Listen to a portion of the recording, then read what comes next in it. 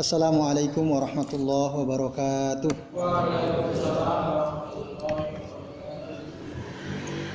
Alhamdulillah.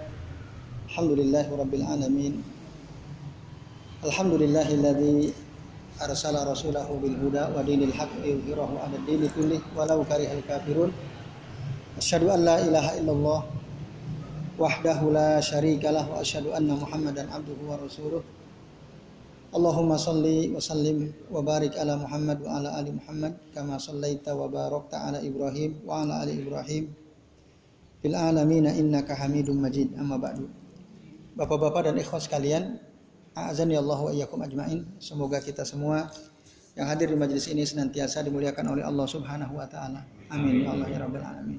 Alhamdulillah, atas izin Allah pada malam hari ini kita bisa bertemu kembali untuk sama-sama ngaji kitab Fadlul Islam. Pada kesempatan malam ini insya Allah kita akan melanjutkan bab yang kedua, yaitu bab tentang wujubul Islam, wajibnya berislam atau wajibnya seseorang masuk ke dalam Islam. Teman-teman sekalian, pada pertemuan sebelumnya kita sudah sampai pada dalil yang keberapa ya? Masih ingat? Ada catatannya? Sampai hadis Aisyah atau hadis dari Abu Hurairah? Abu Hurairah yang kullu ummati yadkhulunal jannah, itu sudah? Berarti sekarang itu. Ya, baik. Berarti hadis yang keberapa itu? Kelima ya. Ya. Monggo ikhwas sekalian dan bapak-bapak yang dirahmati Allah, silakan dibuka halaman 14. Hadis yang kelima dari riwayat Imam Bukhari. An Abi Hurairah radhiyallahu anhu, dari Abu Hurairah radhiyallahu anhu qol, dia mengatakan qala Rasulullah sallallahu alaihi wasallam, Rasulullah sallallahu bersabda, kullu ummati yadkhulunal jannata illa man aba. Artinya setiap umatku pasti masuk surga kecuali yang enggan, kecuali yang tidak mau. Lalu para sahabat bertanya, ya Rasulullah, wa may ya'ba? Duhai Rasulullah, siapa yang enggan? Siapa orang yang enggak mau masuk Islam? Ada enggak di sini yang enggak mau masuk Islam? Ada? Yang tidak mau masuk Islam di sini ada enggak? Enggak ada ya? Ya. Semua kita insya Allah ingin masuk Islam, semua kita. Nah, maka para sahabat bertanya, apa ada orang yang enggak mau masuk Islam? Kalau begitu siapa? Yang enggak mau masuk Islam itu siapa? Yang enggan masuk Islam itu siapa? Para sahabat minta penjelasan kepada Nabi Shallallahu Alaihi Wasallam. Ya, maaf. Siapa yang enggak mau masuk surga itu ya? Bukan Islam, masuk surga. Setiap orang kan pasti mau masuk surga. Lalu para sahabat bertanya, siapa sih orang yang enggan masuk surga itu? Lalu kata Rasul apa? Man ata'ani dakhalal jannata. Barang siapa yang taat kepadaku maka dia pasti masuk surga. Wa man asani faqad aba. Dan barang siapa yang bermaksiat kepadaku atau yang durhaka kepadaku maka sungguh dia enggan atau tidak mau masuk surga. Hadis akhrajahu Al-Bukhari. Nah, bapak-bapak dan ikhwas sekalian, berdasarkan hadis ini, ciri-ciri orang yang tidak mau masuk surga adalah orang yang bermaksiat kepada Nabi, orang yang durhaka kepada Nabi. Itu orang yang tidak mau masuk surga. Apa sih yang dimaksud man asani, durhaka atau bermaksiat itu? Ya orang yang menyelisihi Nabi SAW. Maka man yukhalifu sunnata Rasulillah SAW faqad asahu. Barang siapa yang menyelisihi sunnah Rasul sallallahu alaihi wasallam, faqad asahu, maka sungguh dia telah durhaka kepada Nabi sallallahu alaihi wasallam. Nah, ini maka bapak-bapak dan ikhwas sekalian, hati-hati ya, kita menyelisihi sunnah Rasul. Kalau kita menyelisih berarti kita tidak taat kepada Nabi. Kalau kita tidak taat kepada Nabi berarti kita durhaka kepada Nabi karena kita menyelisih sunnah beliau. Maka itulah dia orang yang kata Nabi tidak mau masuk surga. Ini bapak-bapak dan ikhwas sekalian, azan ya Allah wa iyyakum. Nah, oleh karenanya id laisa lil jannati thariqun illa Islam. Jadi tidak ada jalan yang bisa menghantarkan kita ke dalam surganya Allah Subhanahu wa taala kecuali lewat jalan Islam. Alladzi ja'a bihi Rasulullah SAW, yang dibawa oleh Nabi SAW. Jadi nggak mungkin seseorang bisa masuk Islam kecuali taat kepada Rasul. Tidak mungkin orang yang tidak taat kepada Rasul dan tidak mau berpegang teguh kepada sunnah Rasul. Saya ulangi, tidak mungkin orang yang tidak taat kepada Rasul dan tidak mau berpegang teguh kepada sunnah Rasul, dia masuk surga. Tidak mungkin. Orang yang nggak mau taat nggak mungkin masuk surga. Orang yang tidak mau berpegang teguh kepada sunnah Rasul tidak mungkin masuk surga. Karena dia telah tadi asani faqad aba. Nah, dan cara untuk supaya kita bisa masuk Islam secara sempurna adalah mengikuti sunnah Rasul, tidak menyelisihi Rasul. Dan di mana itu diperintah oleh Allah Subhanahu wa taala. Di dalam Al-Qur'an, misalnya dalam surah Al-Baqarah ayat 208, Allah taala berfirman, "Ya ayyuhalladzina amanu udkhulu bis-silmi kaffah." Wahai orang-orang yang beriman, masuklah kalian ke dalam Islam secara menyeluruh, tidak sepotong-sepotong. Jangan sampai sholatnya ikut syariat Islam, puasanya ikut syariat Islam, tapi cara berpakaiannya nggak mau. Ada nggak yang gitu? Sholat dia sholat, puasa dia puasa, zakat fitrah dia zakat fitrah. Kalau zakat mal mungkin yang punya uang zakat, kalau enggak tidak wajib ya. Kalau tidak mampu. Tapi dalam muamalah, dalam jual belinya tidak mengikuti sunnah Rasul, banyak menipunya, ya, banyak bohongnya, banyak curangnya. Dalam berpakaiannya tidak mengikuti sunnah Rasul, tidak menutup aurat, baik laki-laki maupun perempuan. Maka kalau kita ingin masuk Islam secara kafah, seluruh aspek hidup kita harus mengikuti sunnah Rasulullah. Cara makan dan cara minum kita, cara berpakaian kita.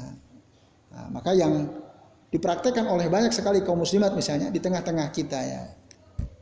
Banyak nggak bapak-bapak dan ikhwan sekalian? Kita menemukan di masyarakat sekitar kita ibu-ibu yang rajin sholat jamaah ke masjid, tapi sehari-hari tidak pakai kerudung, tidak pakai jilbab. Ada nggak? Nah, ada. Bahkan mungkin saudara kita sendiri, mungkin orang tua kita sendiri, mungkin paman bibi kita sendiri. Kalau paman emang nggak pakai jilbab ya kalau paman. Nah, bibi misalnya. Nah, itu.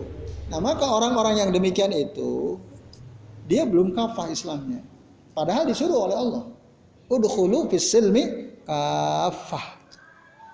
Tapi mereka itu tadi ya saya kasih satu kasus ibu-ibu yang nggak pakai jilbab yang hidup di tengah-tengah kita. Mereka nyaman nggak dengan itu?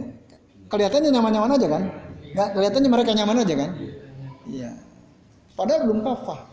Artinya apa? Menyelisihi perintah Allah Subhanahu wa taala. Ini dia termasuk kita kaum laki-laki ya dalam pergaulan misalnya, atau antum yang katakanlah masih belum berkeluarga, ya, yang sedang mencari pasangan hidup sejati gitu ya. Nah, ketemu misalnya antum sering jalan berdua, PDKT-nya seperti itu. Nah, itu berarti muamalah antum tidak sesuai sunnah. Karena dalam sunnah kan tidak boleh duaan. Maka bapak-bapak yang sudah punya anak gadis atau remaja yang sudah ya, menginjak usia balik, udah kuliah gitu, maka perhatikan, jangan sampai dibiarkan ketika ada anak-anak kita bergaul tidak sesuai dengan tuntunan Quran dan Sunnah. Ini lalu kemudian tadi katakan kullu ummati yadkhuluna al-jannah illa man aba. Yang dimaksud ya pada kata-kata ini atau kata-kata sebelumnya ya, waman ata'ani dakhalal jannah waman asani faqad aba. Perintah untuk taat kepada Rasul dalam Al-Quran disebut banyak sekali. Menurut risetnya penulis kitab I'lamul Anam ya, fi syarhi Fadlil Islam, beliau mengatakan lebih dari 30 kali 30 tempat di dalam Al-Quran kita bisa temukan ayat-ayat yang isinya menyuruh kita untuk taat kepada Rasul sallallahu alaihi wasallam. Jadi Rasul itu harus taati. Di antara contohnya misal dalam surah An-Nisa 80. Qala Allah Ta'ala may yuti'ir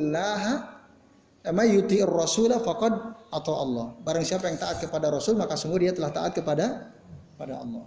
Terus dalam ayat yang lain misalnya yang disebutkan dalam surah An-Nur ayat 63. Fal yahdharil ladzina yukhalifuna an amrihi an tusibahum fitnatun aw yusibahum adzabun alim. Hendaklah berhati-hati orang yang menyelisihi perintah Nabi. Berarti yang menyelisihi perintah Nabi tidak taat kepada Nabi. Hati-hati itu orang yang enggak taat kepada Nabi, menyelisih perintah Nabi. Kenapa? Antusibahum fitnah. Karena bisa jadi dia akan tertimpa fitnah, azab. Di mana? Fid dunia. Au yusibahum azabun alim, atau dia akan tertimpa azab yang pedih. Kapan? Kelak nanti di akhirat. Ini ancamannya keras. Siapa? Orang yang tidak taat kepada Rasul sallallahu alaihi wasallam. Nah itu di antara contoh ya, ayat-ayat yang menyuruh kita untuk taat kepada Nabi sallallahu alaihi wasallam. Terus kata umat, ini kemarin sempat kita singgung ya. Kullu ummati. Itu ada dua macam ya, kemarin kita bahas. Yaitu umat apa yang pernah? Ummatud dakwah. Jadi setiap umatku, siapa itu ummatud dakwah? Umat yang didakwahi oleh Rasul. Siapa mereka? Yaitu mereka yang lahir min bi'satin Nabi sallallahu alaihi wasallam ila qiyamis saah. Orang-orang yang lahir setelah Rasul diutus jadi Nabi dan Rasul sampai hari ya, maka yang hidup di antara dua waktu itulah seluruhnya adalah umat Nabi Muhammad. Semua yang hidup di zaman ini, siapapun dia, tinggal dimanapun dia, apapun agamanya dia adalah umat Nabi Muhammad. Semua. Nah, jadi itu maksud ummah menurut sebagian ulama. Karena makna ummah itu ada dua. Ada ummatud dakwah. Maka siapa saja dari umatku ini dia akan masuk surga. Semua. Mulai dari Rasul diutus jadi Nabi Rasul sampai nanti hari kiamat, semua mereka akan masuk surga illa man aba, kecuali yang enggan. Nah, siapa yang enggan? Yang tidak taat kepada Rasulullah SAW. Maka orang-orang yang didakwahi oleh Nabi, ya, diajarkan oleh Nabi syariat-syariat Allah, kok nggak mau mengikuti, berarti dia umat Rasul, umat dakwah yang aba, yang enggan. Maka mereka semua tidak akan masuk surga. Semua umat Nabi yang enggan masuk surga berarti tidak akan masuk surga. Siapa yang tidak taat kepada Nabi Shallallahu Alaihi Wasallam? Itu makna yang pertama. Jadi ummah di sini adalah ummatud dakwah. Yang kedua, makna umat di sini adalah ummatul ijabah. Saya ulangi lagi ini, yaitu umat apa? Umat yang dimaksud kata Nabi yang kullu ummati, maksudnya setiap umatku adalah maksudnya yang kedua umat yang menjawab dakwahnya Rasulullah, atau dalam istilah yang ringkas adalah umat Islam. Jadi seluruh umat Islam itu siapa? Kenapa umat Islam? Karena umat Islam mereka yang menjawab seruan Rasul Sallallahu Alaihi Wasallam. Kita menjawab seruan Rasul. Disuruh beriman kepada Allah, kita beriman. Suruh salat, kita salat. Suruh zakat, kita zakat. Kita jawab. Suruh mengucapkan 2 kalimat syahadat, kita mengucapkan 2 kalimat syahadat. Berarti kita ini ummatul ijabah. Nah, jadi yang dimaksud umat di sini menurut pandangan yang kedua adalah umat yang menjawab seruan Nabi. Maka setiap umat yang menjawab seruan Nabi yaitu umat Islam, mereka semua akan masuk surga. Illa man aba, kecuali yang enggan. Jadi ada juga di antara umat Islam ini yang enggak akan masuk surga. Di antara kita ini, di antara umat yang mengaku dirinya Islam itu, ada nanti yang dia enggak masuk surga. Siapa? Karena apa? Karena aba itu enggak taat kepada Nabi. Ada enggak orang yang umat Islam yang tidak taat sama Rasul? Ada? Sedikit apa banyak? Banyak yang tidak taat kepada Rasul. Nah, itu ikhwas sekalian. Dalam banyak hal ya. Termasuk saya kira dalam tolabul ilmi. Kan itu disuruh nggak tolabul ilmi? Banyak nggak orang yang nggak mau tolabul ilmi? Banyak sekali. Maka alhamdulillah bapak-bapak dan ikhwas sekalian, kalau ada di hati kita ya semangat untuk cari ilmu, sungguh antum telah taat kepada Rasulullah SAW. Tapi kalau antum enggan hadir di majelis ilmu, enggan, nggak mau nuntut ilmu, kenapa? Saya sudah selesai, saya sudah sarjana, nggak perlu lagi nuntut ilmu. Wah, sombong sekali dia ya. gara-gara sudah bergelar lalu nggak mau menuntut ilmu misalnya. Padahal ilmu Allah itu sangat luas. Kita disuruh terus menuntut ilmu oleh Allah dan Rasulnya. Nah itu jadi yang dimaksud adalah ummatul ijabah. Dia kalau enggan taat kepada Rasul tidak akan masuk surga. Hanya saja, nah bedanya nanti makna ad-dukhul ilal jannah ini ada dua katanya. Kata ini ya, muallif kitab I'lamul Anam. Orang yang enggan masuk surga ini atau orang masuk surga yang dimaksud dalam hadis ini adalah ada dua. Maksud yang pertama adalah dukhulun awwaliyun. Yang kedua dukhulun mutaakhirun. Apa yang dimaksud dukhulun awwaliyun? Dukhulun awwaliyun yaitu orang masuk surga dari awal sampai terakhir terus di surga. Jadi ketika dia meninggal dunia lalu dibangkitkan pada hari kiamat. Lalu kemudian mungkin dia dihisab sebentar. Setelah selesai semua dia langsung masuk surga. Awwaliyun. Dari pertama dia langsung masuk surga. Tidak pernah merasakan siksa api neraka. Ada yang itu yang seperti itu. Dukhul awwaliyun. Nah itulah yang oleh Nabi dikatakan man ata'ani dakhalal jannah. Barang siapa yang taat kepadaku dia akan masuk surga. Masuk surga kapan? Dari awal. Kalau dia taat seluruhnya. Dia masuk Islam secara kafah tadi. Dia akan masuk surga dari awal. Bahkan nanti kata Rasul, ya, bi ghairi hisab wala azab. Enggak dihisab dulu, enggak diazab dulu. Itu langsung masuk surga. Kalaupun toh dihisab, dalam Al-Quran disebutkan, ya, barang siapa yang diberi kitab catatannya dengan tangan kanannya, biyaminihi fasaufa yuhasabu hisaban yasira. Maka dia akan kelak ya dihisab dengan hisab yang ringan. Apa yang maksud hisab ringan itu? Aisyah pernah bertanya, ya Rasulullah, bukankah orang yang dihisab man husiba faqad halaka? Orang yang dihisab itu sungguh dia akan binasa. Setiap orang yang dihisab pada hari kiamat pasti binasa. Lah kok kenapa di sini ada ayat fa amma man utiya kitabahu biyaminihi fasawfa yuhasabu hisaban yasira. Dan adapun orang yang diberi kitab catatan amalnya dengan tangan kanannya maka kelak dia akan dihisab dengan hisab yang ringan. Berarti dia celaka juga. Kata Rasul bukan, tidak. Jadi orang yang dihisab dengan hisab yasira dia tidak termasuk yang binasa. Nah, yang dimaksud dihisab yang binasa itu yaitu yang sangat detail, teliti, dihisab satu-satu. Kalau kita ibaratkan, ya, jadi orang misalnya di antara antum misalnya dikasih PR gitu ya oleh guru kita di kelas 5 halaman misalnya. Kan kadang guru itu detail sekali dilihat satu-satu jawaban kita. Nah itu yang itu hisab detail. Nah itu yang binasa. Tapi kadang-kadang karena mungkin antum pinter, guru antum udah percaya cuma lihat-lihat gini, ada nggak kayak gitu kadang-kadang? Ah itu yang hisab yasira. Jadi cuma sekedar di gini-gini aja lihat. Udah, silakan masuk surga. Nah itu. Jadi teman sekalian, satu ya, masuk surga ada yang dari awal namanya dukhul awwaliyun. Dukhul awwaliyun. Semoga kita termasuk yang ini ya. Amin ya rabbal alamin. Nah, tapi ada yang kedua, dukhul mutaakhir. Dukhul mutaakhir. Dukhul mutaakhir apa? Masuk surga tapi belakangan, tidak langsung masuk surga. Dia dihisab dulu, dia merasakan azab dulu. Ada yang mau? Nggak ada. Ya, kita semua pasti nggak mau ya. Nah, maka mari kita berlomba-lomba supaya termasuk golongan orang yang masuk dari awal. Kita berlomba-lomba.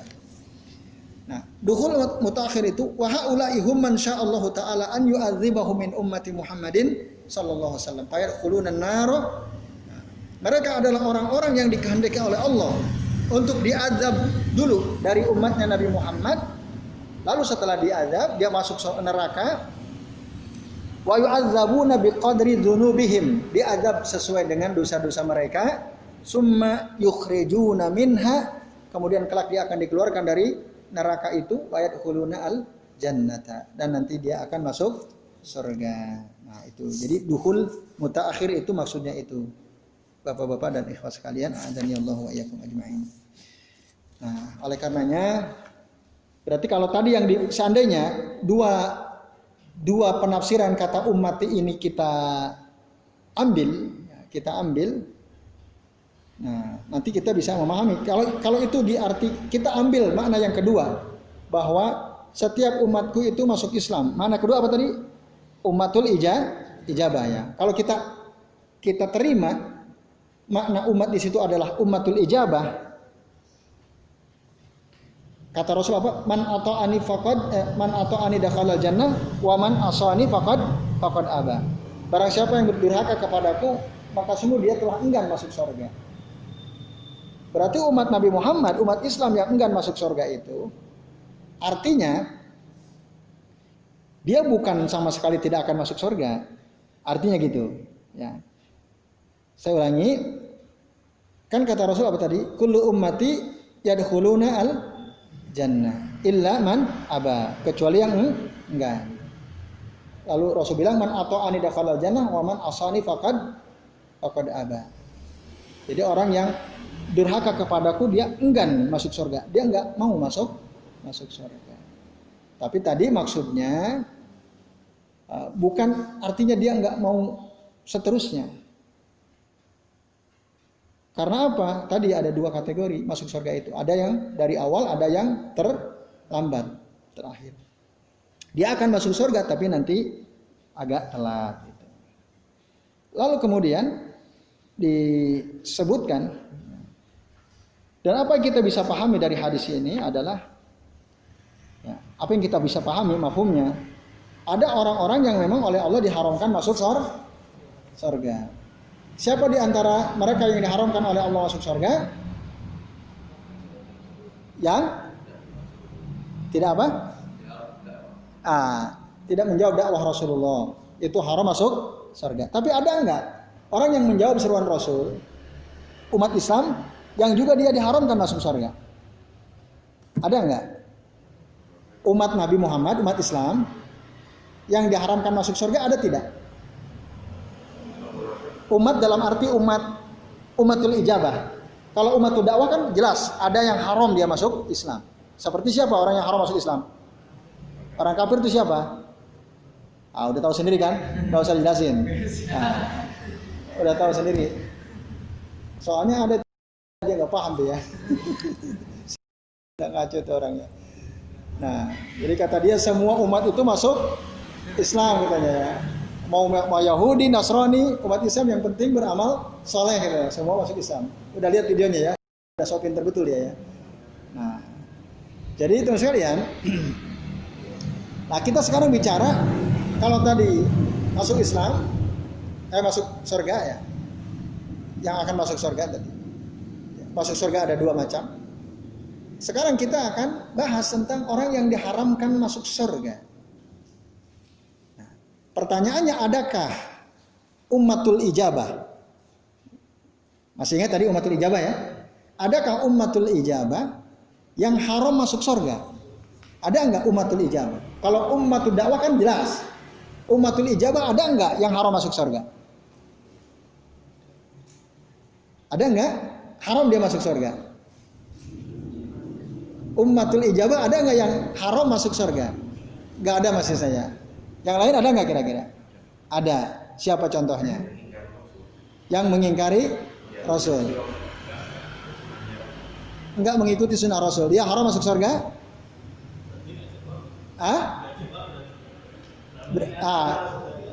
Mengingkari sunnah Rasul berarti dia bukan umatul ijabah gitu ya. Gimana yang lain?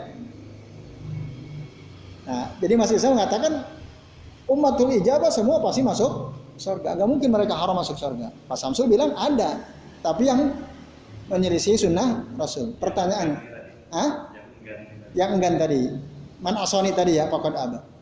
Pertanyaannya, ada enggak ummatul ijabah yang enggan masuk surga? Ummatul ijabah yang enggan masuk surga ada enggak? Enggan masuk surga itu siapa tadi maksudnya? Yang kan maksud surga itu siapa maksudnya tadi? Man asani. Pertanyaan berikutnya, ada enggak ummatul ijabah yang durhaka kepada Rasul? Ummatul ijabah yang durhaka kepada Rasul, yang menyelisih sunnah Rasul, ada enggak? Ummatul ijabah ada enggak? Hah? Ada. Sebagian ada. Jangan-jangan kita termasuk juga sebagian. Nah, ahlul bid'ah termasuk ya.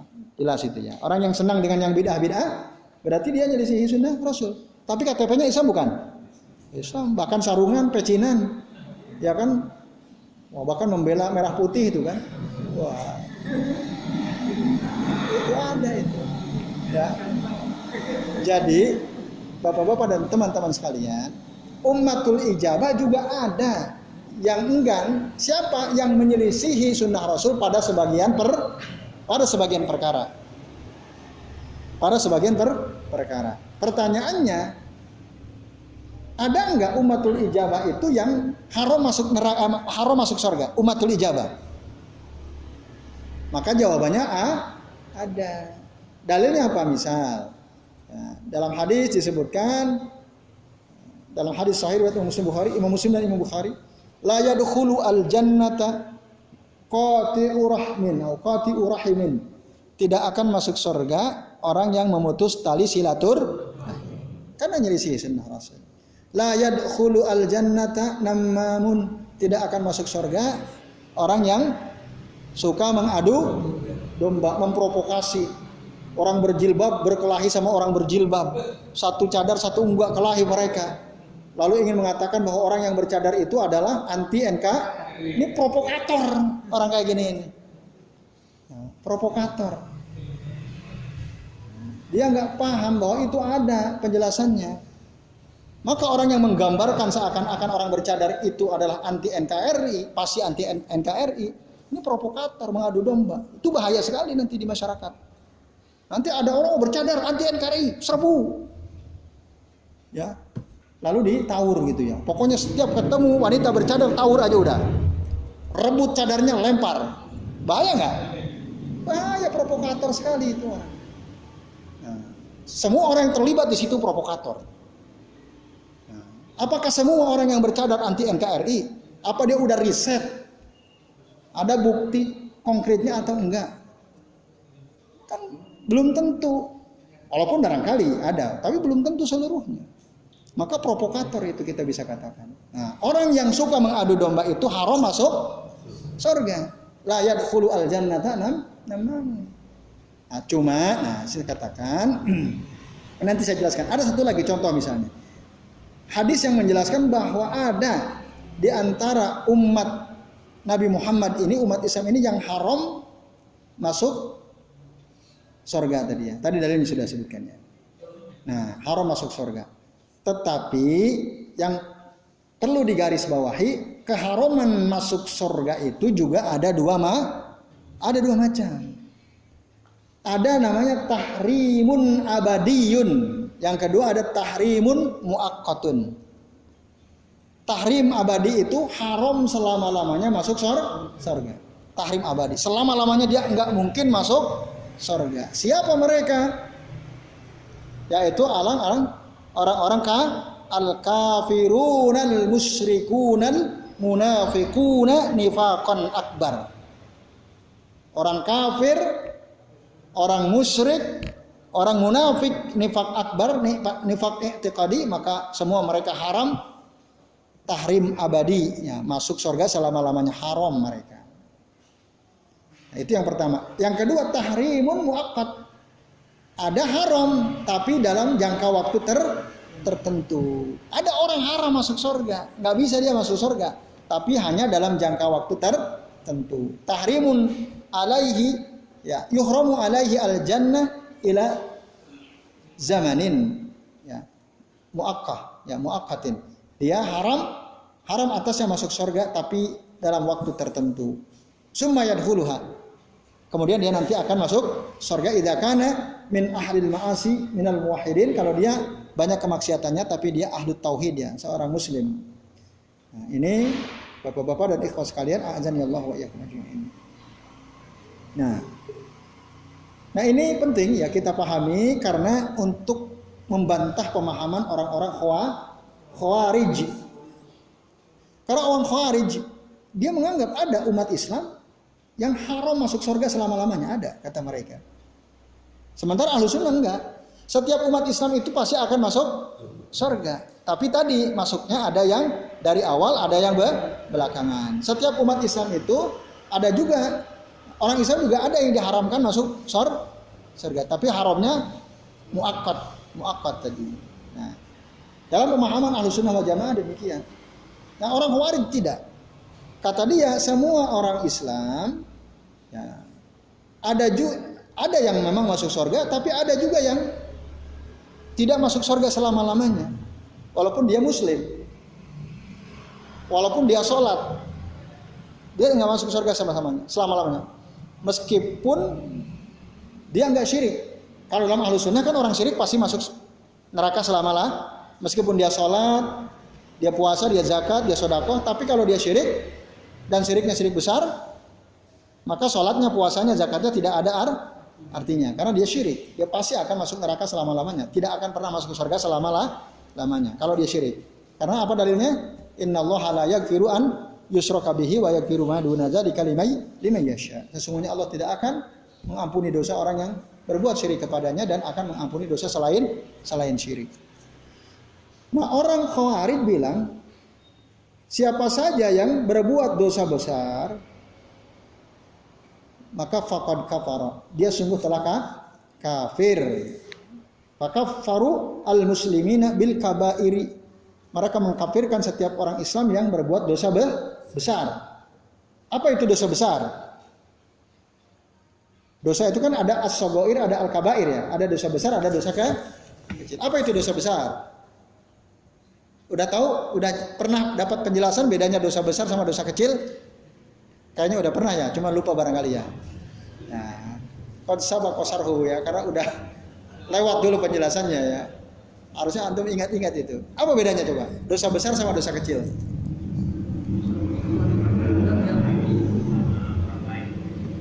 Gimana Pak Samsul? Dosa besar. Kalau dosa kecil? Untuk dirinya sendiri. Nah, efeknya untuk dirinya sendiri. Itu dosa kecil. Kalau efeknya untuk dosa besar, ada akibatnya untuk orang lain. Contoh misalnya zina, ada korban. Ya, contoh dosa kecil.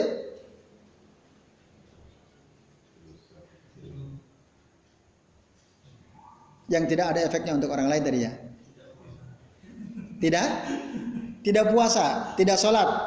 Itu ada efeknya nggak untuk orang lain tidak sholat? Hah? Dosa besar atau tidak? Dosa kecil orang meninggalkan sholat? Hah? Berarti pengertian antum benar atau tidak? Belum pas ya, belum pas. Karena ada orang berbuat salah, nggak ada efek, nggak ngefek sama orang. Contohnya apa? Nggak sholat. Kamu kok nggak sholat? Ini kan hanya untuk saya sendiri. Kamu apa? Nyantai aja lah katanya. Ini hanya untuk diri saya sendiri. Ini kan dosa kecil, ninggalin sholat kan bahaya ya. Nah, berarti kurang pas kategori ini. Nah, dalam kitab yang ditulis oleh Ibnu Hajar Al-Haythami, ada kitab apa itu? Waqtiraful Kabair. Al-Jawazir fi Iktirafil Kabair. Ada kitab judulnya Al-Jawazir. Ini kayaknya udah diterjemahkan. Ini kitab bagus ya. Tebal kitabnya. Al-Jawazir ya, fi Iktirafil Kabair. Jadi rambu-rambu untuk menghindari dosa-dosa besar. Mungkin itu barangkali terjemah, saya nggak tahu, tapi saya punya aslinya kitabnya. Bisa dicari itu. Karangan Ibnu Hajar Al-Haythami. Nah, di sana dijelaskan al-kabair, dosa besar itu adalah perbuatan atau perkataan yang dilarang oleh dalil syara', dilarang oleh Allah dan Rasulnya, dan disebutkan apa bahayanya. Disebutkan apa bahayanya, apa ancamannya. Maka itu termasuk al-kabair atau dosa besar. Contoh, banyak sekali perbuatan yang dilarang dan disebutkan ancamannya. Mengadu domba dilarang atau tidak? Provokasi dilarang atau tidak? Ada enggak ancamannya? Apa ancamannya? Tidak masuk surga. La yadkhulu al-jannata namamun tadi ya. Nah, pemimpin yang zalim, otoriter, ada enggak? Ada pemimpin zalim, tidak adil, otoriter. Ya. Pokoknya kritik sedikit tangkap penjarakan. Zalim enggak itu? Itu dosa besar atau dosa kecil pemimpin yang zalim itu? Dosa besar. Ancamannya ada? Ada. Sinfani min ahlin nar kata Rasul. Ada dua golongan, dia ini adalah akan masuk neraka. Siapa yang pertama? Qaumun ma'ahum siyatun ka'adnabil baqari yadribuna bihan nas. Suatu kaum yang di tangannya ada cambuk. Cambuk itu seperti ekor sapi yang dengan cambuk itu dia pukuli orang-orang. Maksudnya apa? Orang yang punya otoritas, punya kekuasaan. Jadi cambuk diibaratkan dia punya otoritas. Lalu dia gunakan otoritasnya itu untuk mukulin orang secara zalim. Atau maksudnya pemimpin yang tidak adil. Pokoknya pukul terus, hajar asal hajar ya. Yang penting berbeda dikit sikat gitu ya. Nah itu kaumun ma'hum sautun ka'adnabil siyatun ka'adnabil baqar. Yang kedua, nisaun kasiyatun ariyat. Wanita-wanita yang berpakaian tapi telanjang. Nah, ru'usuhunna ka'asnimatil bukhti al-ma'ilah. Kepala mereka seperti punuk unta yang bergoyang-goyang. Mumilatun ma'ilat. Yang membuat orang cenderung kepadanya kalau jalan berlenggak-lenggok. La yadkhuluna al-jannah. Mereka ini tidak akan masuk surga wala yajidna la yadkhuluna al-jannata wala yajidna raihataha, dan tidak akan mendapatkan harumnya surga. Fa inna raihataha satujadu min masirati kadza wa kadza. Padahal harumnya surga itu bisa dicium dari jarak sekian sampai sekian. Nah, hadis ini menjelaskan ada dua kelompok. Dia ini pelaku dosa besar. Siapa? Pemimpin yang zalim, tidak adil, otoriter, dan wanita yang berpakaian tapi telan. Berarti wanita yang tidak menutupi auratnya itu termasuk dosa besar. Sikap otoriter, keras, tidak adil dari pemimpin berarti itu dosa besar karena ada ancamannya. Itu. Dan kencing tidak cebok, dosa besar bukan? Kencing tidak istinja, dosa besar bukan? Iya, karena ada ancamannya. Dia akan diadab di alam kuburnya. Maka ketika Rasulullah lewat, Rasul mendengar ada teriakan. Jadi dua kuburan yang dilewati Rasul itu terdengar teriakannya. Rasul nanya, kalian dengar nggak nih? Ya ahli kubur ini teriak-teriak. Sahabat dengar nggak? Nggak dengar. Rasul dengar. Lalu Rasul menyebutkan apa sebab mereka berteriak? Karena disiksa. Kenapa disiksa? Satu disebabkan karena dia kencing tapi tidak istinja. Yang satu lagi karena dia suka memprovokasi, namam. Dalam satu riwayat dia ini ahlul ghibah ya, orang yang suka menggibah. Berarti ghibah, mengadu domba, kencing, tidak cebok itu termasuk al-kabair. Kenapa? Karena disebut ancaman. Maka setiap perkataan atau perbuatan yang dilarang dan disebutkan ancamannya dalam hadis atau dalam ayat Quran itu dosa besar. Dosa kecil lalu apa pengertiannya? Adalah ya, perbuatan atau ucapan yang dilarang oleh dalil syara. Maksudnya dilarang oleh Allah dan Rasulnya, tetapi tidak disebutkan apa ancamannya, apa bahayanya. Perbuatan yang dilarang itu apa bahayanya? Tidak disebutkan. Berarti itu termasuk dosa kecil. Contoh, minum sambil berdiri dilarang tidak? Dilarang. Ada enggak dalam hadis disebutkan ancamannya apa? Enggak. Hadisnya gimana? La yashrabanna ahadukum qa'iman. Janganlah sekali-kali salah seorang di antara kalian minum sambil dilarang nggak minum sambil berdiri? Ada nggak ancamannya? Berarti kalau ada orang melakukan itu dosa nggak? Dosanya dosa apa? Dosa kecil. Itu pengertiannya. Kalau orang nggak sholat, ada nggak ancamannya? Ada. Nah, orang nggak sholat ancamannya ada. Nah, termasuk orang yang berilmu, ya, tapi tidak ngamalin ilmunya, dosa besar nggak? Hati-hati antum ya punya ilmu. Itu dosa besar itu, diancam. Nah, maka itu ya, kita harus hati. Itu namanya dosa-dosa besar. Jadi menurut orang Khawarij, orang yang melakukan dosa besar, dia akan masuk neraka selama-lamanya. Dan ini bertentangan dengan paham Ahlussunnah wal Jamaah. Oke, ini hadis yang kelima. Yang keenam sekarang. Wa fis sahihi an Ibnu Abbasin radhiyallahu anhuma. Dalam kitab sahih.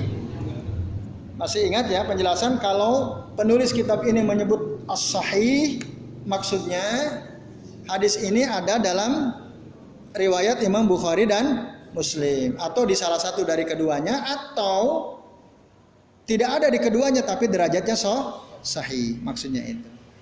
Tetapi hadis ini riwayat Imam Bukhari.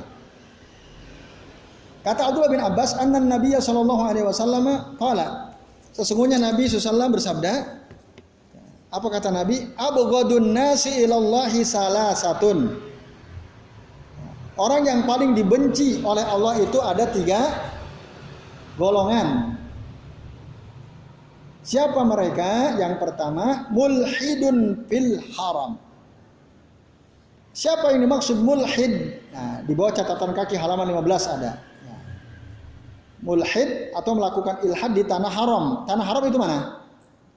Makkah dan Madinah. Itu termasuk tanah haram. Nah, Makkah merupakan tanah haram berdasarkan doa Nabi Ibrahim, sementara Madinah merupakan tanah haram berdasarkan doa dari Nabi Muhammad sallallahu alaihi wasallam. Nah,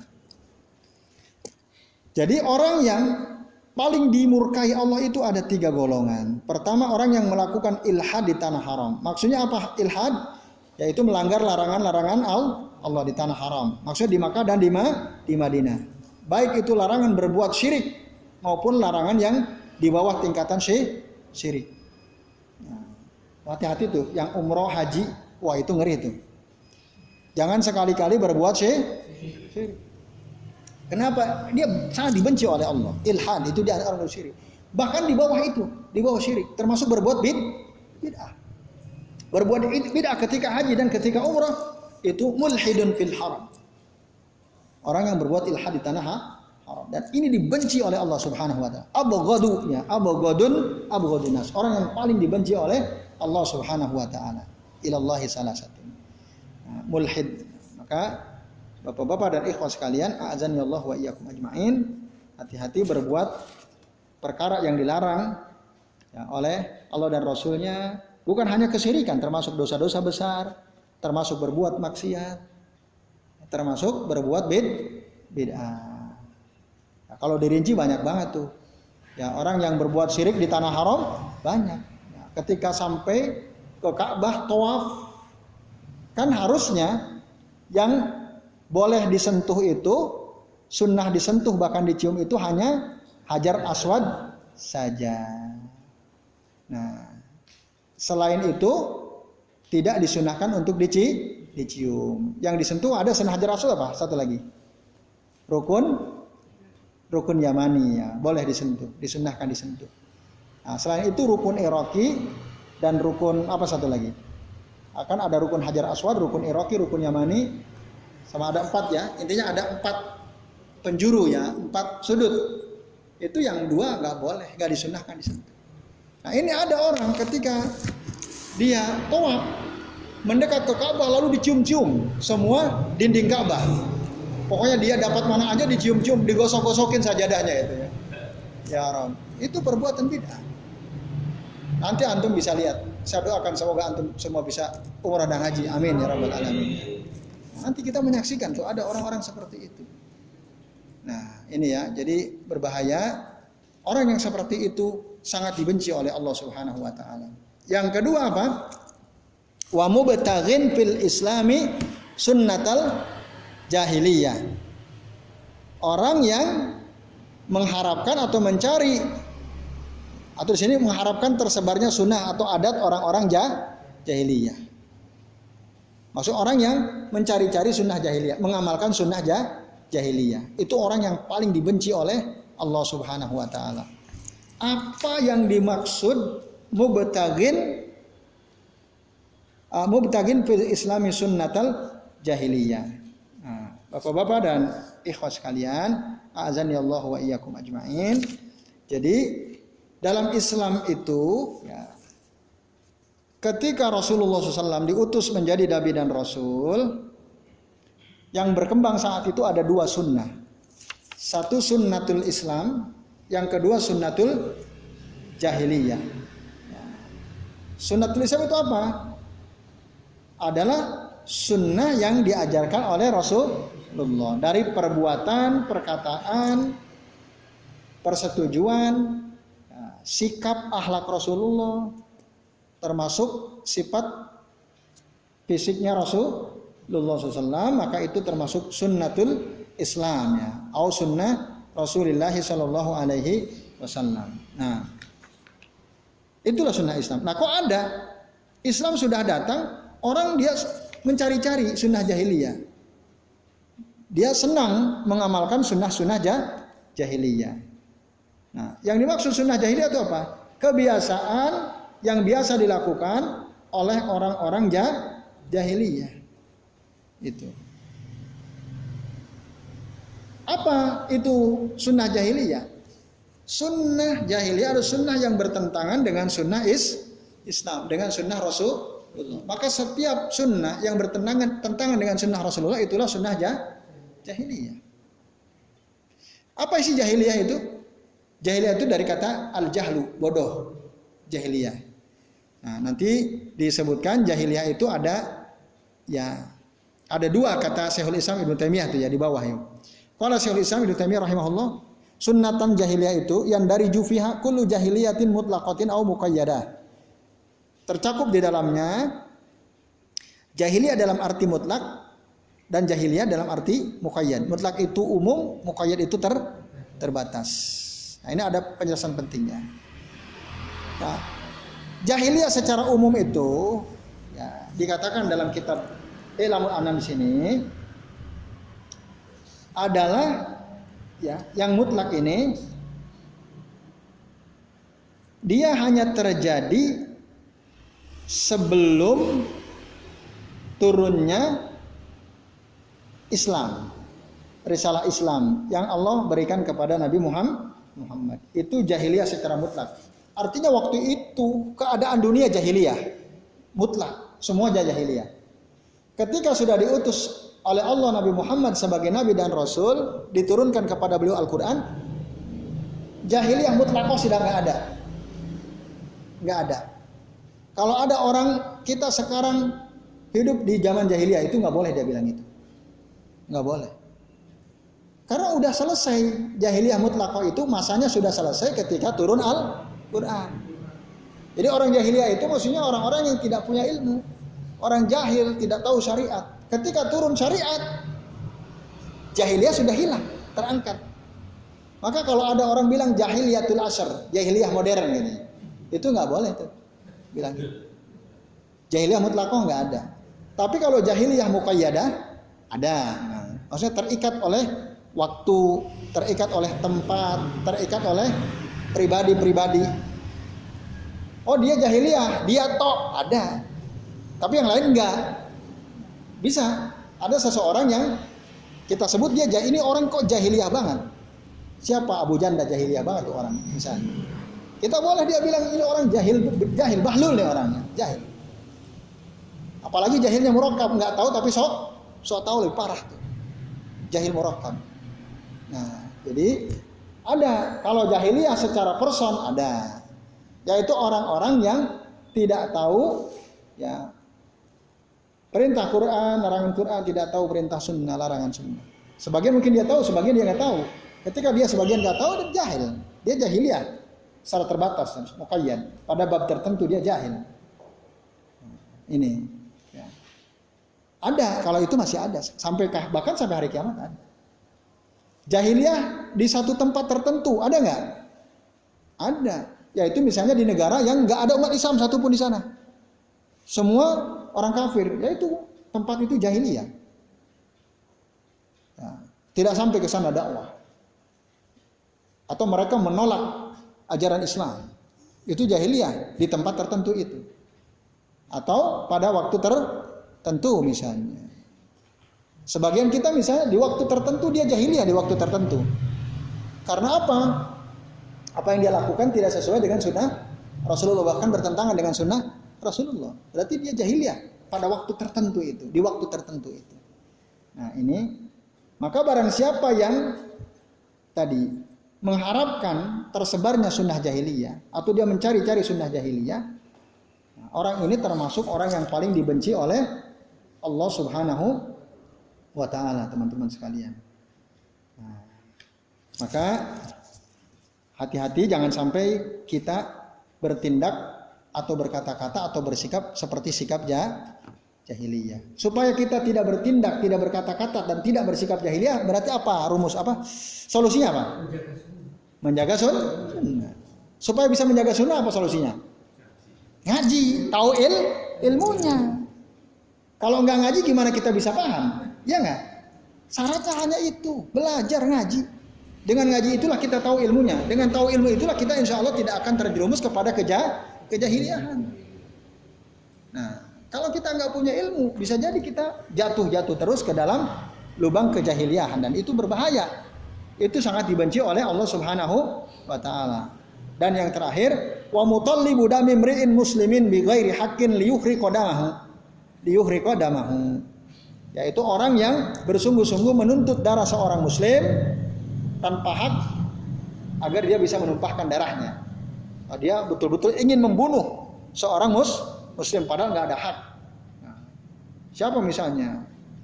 Ya, pemerkosa misalnya. Merkosa ibunya, anaknya melawan dibunuh sama dia. Padahal nggak ada dosa kan, nggak punya hak. Nah, ini sangat dibenci oleh Allah. Nah, atau pencuri, pembegal, perampok gitu ya. Perampok karena dia ingin dapat semua hartanya, ketika yang punya rumah itu melawan, dia pasti ingin membunuhnya kan? Dibunuh. Nah ini masuk dalam kategori yang ketiga, yaitu mutallibu dami mri'in muslimin bi ghairi haqqin liyuhriqa damahu. Maka orang yang seperti ini sangat dibenci oleh Allah Subhanahu wa ta'ala. Bapak-bapak dan ikhwah sekalian, a'azani Allah wa iyyakum ajmain.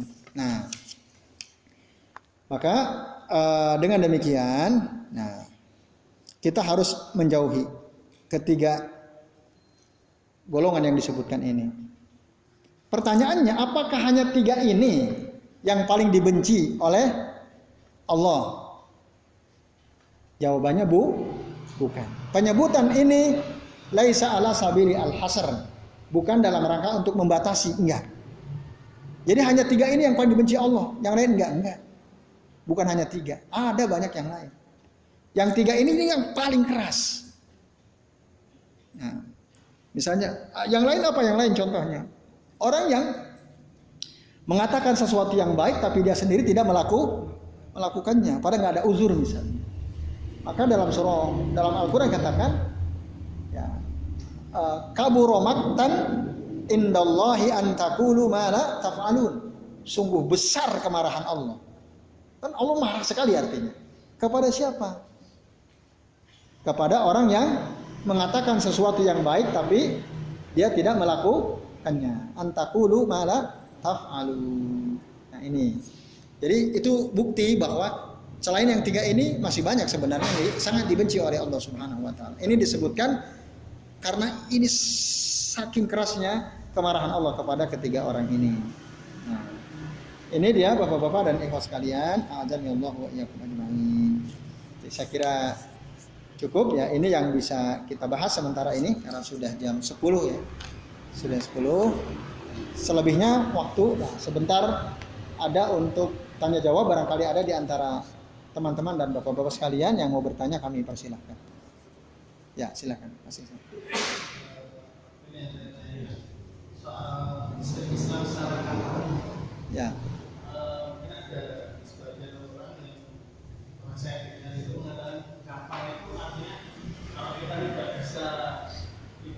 bisa mencangkup itu nggak tahu maksudnya mungkin kayak kita menegakkan syariat Islam secara kapal semuanya seperti hukum dan kita nggak bisa untuk menggapai itu seluruhnya. Ya apalagi di hukum Indonesia ya kan kita nggak bisa. Mungkin kalau orang-orang yang punya kewenangan ini bisa. Ya. Kita sebagai rakyat. Nah. Susah betul. Ya. Kita belum secara kapal atau terus yang kedua menumpahkan darahnya itu apakah berkelahi terus akhirnya dia mengeluarkan darah itu termasuk tertumpah darahnya atau cuma membunuh. Ya, baik, terima kasih Mas Isna. Ada dua pertanyaannya. Yang pertama, makna kafah. Kita disuruh oleh Allah tadi ya, berdasarkan ayat yang tadi kita sudah bahas. Udkhulu bis-silmi kafah. Ya, masuklah kalian ke dalam Islam secara menyeluruh. Disebutkan dalam surah Al-Baqarah ayat 208. Nah, berarti orang yang tidak mau masuk Islam secara menyeluruh, dia tidak mentaati perintah Allah. Buktinya kita ini sekarang kafah apa belum? Berarti kita tidak mentaati seluruh perintah Allah. Nah, apakah berarti kita kalau begini termasuk yang enggan atau tidak kan gitu ya? Nanti kalau kita kaitkan dengan pembahasan kita barusan. Nah, sementara ada sektor-sektor yang kita tidak bisa. Kan kafah itu bukan hanya soal ibadah, bukan hanya soal muamalah, tapi termasuk dalam soal hukum ya, penerapan hukum. Itu juga harus kafah. Ada jelas ayatnya kan? Wa man lam yahkum bima anzalallah fa ulaika humul kafirun ya. Wa may lam yahkum bima anzalallah fa ulaika humul fasikun. Wa man lam yahkum bima anzalallah fa ulaika humul zalimun ya. Jadi kafir, fasik, zalim. 3 kali ayatnya sama tapi terakhirnya berbeda. Nah. Sementara kita ini rakyat biasa, orang biasa, tidak punya kewenangan untuk menerapkan syariat Islam misalnya. Ada orang yang menghina Rasulullah, apa kita punya hak untuk membunuh dia misalnya? Kan gitu ya. Nanti pembahasan yang aktualnya kan itu yang sekarang lagi ramai juga dibahas. Ada orang berzina, hukum Islamnya apa? Di rajam. Apa kita tangkap di kampung kita lalu kita rajam sampai mati? Bisa nggak kita? Tidak bisa karena kita bukan pemerintah. Sementara di pemerintah Indonesia ini, di negeri kita ini kan nggak ada hukum rajam. Dalam undang-undang kita ada nggak? Itu gimana tuh? Kita termasuk yang enggan atau tidak? Kita nggak mampu, tidak bisa melaksanakan. Nah, pelaksanaan terhadap perintah Allah dan Rasulnya itu disebutkan ya dalam Al-Quran maupun dalam hadis Nabi selalu dikaitkan dengan kemampuan.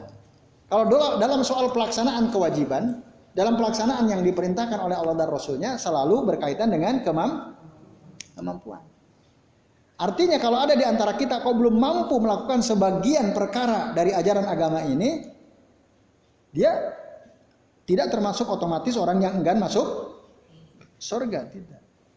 Karena apa? Perkara yang dimaksud dia nggak mampu. Sekarang misalnya di antara kita, lebih banyak yang sudah haji apa lebih banyak yang belum haji? Lebih banyak mungkin yang sudah haji cuma Pak Lukman sama Pak Samsul misalnya. Kita kebanyakan belum. Lalu apakah kita termasuk yang enggan? Lalu apakah kita termasuk yang tidak masuk ke dalam Islam secara kafah? Tidak. Kenapa? Karena kita belum mampu. Nah itu termasuk dalam pelaksanaan hukum Islam di negara ini, dan itu bukan, kita nggak punya kewenangan karena kita bukan pemimpin, kita bukan pemerintah, maka kita nggak berdosa karena di luar ranah kemampuan kita. Allah Ta'ala berfirman, wattaqullaha mastata'tum, bertakwalah kalian kepada Allah semampu kalian. Rasul mengatakan, wa ma amartukum bi amrin fa'tu minhu mastata'tum. Apa saja perintah yang aku perintahkan, maka Lakukanlah, kerjakanlah perintah itu semampu kalian. Yang mampu apa? Itu yang mampu. Kalau kita nggak mampu, gimana lagi? Kita nggak berdosa karena itu. Kita tidak termasuk yang enggan karena kita nggak mampu. Masalahnya itu. Karena Al-Quran dan Sunnah Rasul mengaitkan dengan istitoah, dengan kemampuan. Tapi dalam perkara larangan itu harus mutlak. Nah, harus mutlak. Nggak boleh ninggalin sholat, mutlak nggak boleh. Kan saya mampunya ninggalin sholat. Misalnya dia, kalau saya sholat terus nggak mampu gitu, nah itu nggak bisa. Karena dilarang ninggalin sholat. Maka mutlak siapapun dia pasti bisa sholat atau pasti bisa meninggalkan tidak sholat. Meninggalkan sholat berusaha sholat kan. Gitu. Tapi kalau dia sholat sendiri mungkin bisa jadi dia tidak mampu kalau sholatnya sendiri. Nah, tapi meninggalkan larangan itu pasti kita semua bisa, kecuali ada halangan. Karena sholat itu aslinya diperintahkan kan. Nah, misalnya karena kita diikat oleh perampok gitu ya, selama 3 hari di rumah nggak ada orang yang tahu, kan kita nggak bisa sholat. Nah, maka fattaqullaha masata'tum tadi kalau perintah. Tapi kalau larangan, minum khamar misalnya, dilarang atau tidak? Larang. Itu mutlak nggak boleh. Nggak ada pengecualian. Pokoknya haram ya sudah. Siapapun nggak boleh. Siapapun nggak boleh. Nah itu bedanya antara larangan dengan perintah. Perintah selalu berkaitan dengan istitoah atau kemampuan. Lalu yang kedua, yang dimaksud menumpahkan darah itu apakah hanya sekedar membunuh? Nah kalau kita baca tadi dalil yang kita bahas ya, hadis dari Abdullah bin Abbas katakan, wa mutallibu damim ri'in muslimin bi ghairi haqqin liyuhriqa damahu. Orang yang bersungguh-sungguh untuk menumpahkan darah seorang muslim tanpa hak. Menumpahkan darah di sini sebutkan membunuh atau tidak? Tidak. Walaupun nanti dalam ayat Al-Quran atau dalam hadis yang lain disebut kata-kata membunuh. Itu artinya menumpahkan darah itu bisa artinya membunuh, bisa juga artinya hanya sekedar melukai sehingga tumpah darahnya. Itu dua-duanya dilarang. Dua-duanya dosa besar. Dua-duanya sangat dimurkai oleh Allah Subhanahu wa Ta'ala. Nah itu. Nah, jadi menumpahkan darah itu ya, bisa membunuh, walaupun darahnya tidak tumpah, membunuh tetap dosa besar. Ada nggak orang membunuh tanpa menumpahkan darah? Ada. Cyanida ya, dikasih racun gitu minumannya, kan nggak usah menumpahkan darah, ya sama aja itu. Nah, atau menumpahkan darah memang secara zahir gitu ya, dipenggal atau dilukai itu termasuk menumpahkan darah yang diharam. Semuanya haram sama Allah Ta'ala. Ya. Nah, membunuh tanpa menyentuh, wah itu lebih dahsyat lagi ya. Nah,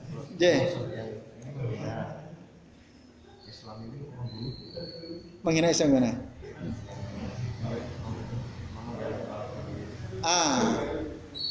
Bapak-bapak dan sekalian, kan di Perancis itu ya, ada si Abdullah Anzorov. Abdullah Anzorov seorang imigran Chechnya yang tinggal di Perancis, hidup di Perancis usia 18 tahun. Ya, membunuh gurunya, dipenggal lehernya hari apa? Hari Jumat katanya. Ya, namanya Samuel Paty namanya, gurunya Samuel Paty yang menunjukkan karikatur menghina Nabi SAW, menghina Rasulullah si guru ini. Lalu kemudian si Abdullah Anzorov dengan bangga dia memenggal dan bahkan katanya menunjukkan kepala gurunya ya. Kalau saya baca di beritanya, Allah Ta'ala. Nah itu gimana hukumnya? Apakah dia ya qatala nafsan bi ghairi haqqin, qatala nafsan allati haramallahu illa bil haqq? Apakah dia termasuk membunuh jiwa yang diharamkan oleh Allah tanpa hak? Nah, gimana tuh jawabannya? Tapi yang jelas begini. Dalam Islam membunuh itu hukum asalnya haram. Kecuali ada hak, kan itu. Siapa saja orang yang boleh ditumpahkan darahnya kan ada dalam Islam. Nah, di antaranya orang yang murtad dalam Islam boleh dibunuh. Ya. Iya kan? Faraqal jamaah. Nah, orang yang memisahkan diri dari jamaah kaum muslimin atau orang yang murtad. Siapa lagi? Orang yang berzina. Ya. Itu dia boleh ditumpahkan darahnya. Karena apa? Orang berzina dengan catatan dia sudah menikah. Hukumannya apa? Dirajam, dibunuh. Itu boleh. Lalu siapa lagi? Pembunuh. Ya, orang yang membunuh tanpa hak dalam Islam harus dibunuh atau dikisos. Boleh ditumpahkan darahnya. Nah, tapi siapa yang berwenang untuk menumpahkan darah mereka itu? Kisos, yang berwenang melakukan hukum kisos siapa? Pemerintah. Yang berwenang menumpahkan darah seorang pezina siapa? Ulul amri.